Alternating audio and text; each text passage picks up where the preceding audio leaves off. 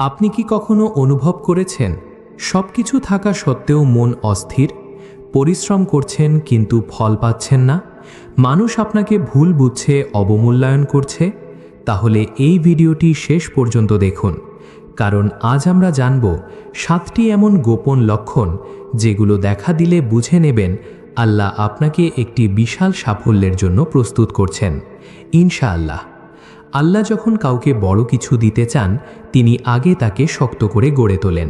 যেমন সোনা পেতে হলে আগুলে পোড়াতে হয়, হীরা তৈরি হয় প্রচণ্ড চাপে।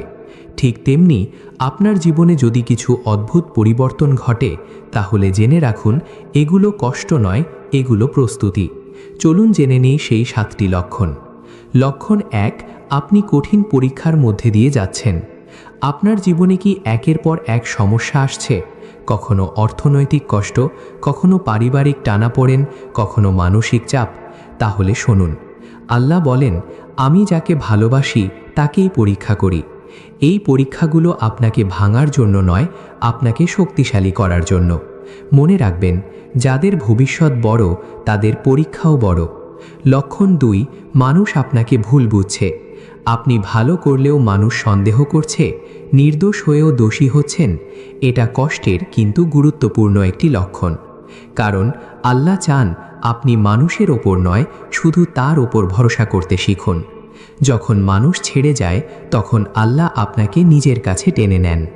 লক্ষণ 3, আপনার হৃদয় দুনিয়া থেকে দূরে সরে যাচ্ছে।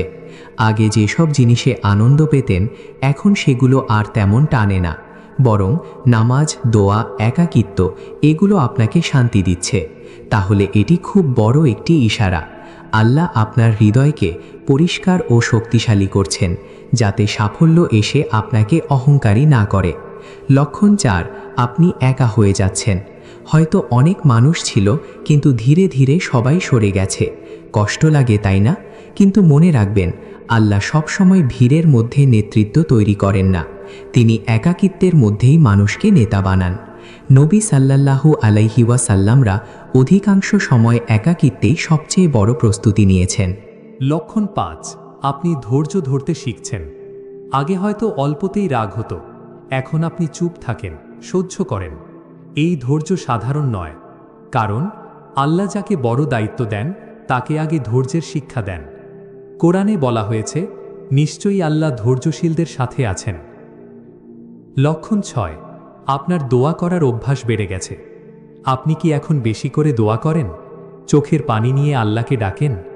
জেনে রাখুন, আল্লাহ আগে আপনার মুখে দোয়া আনেন, তারপর দোয়ার কবুলিয়ত দেন।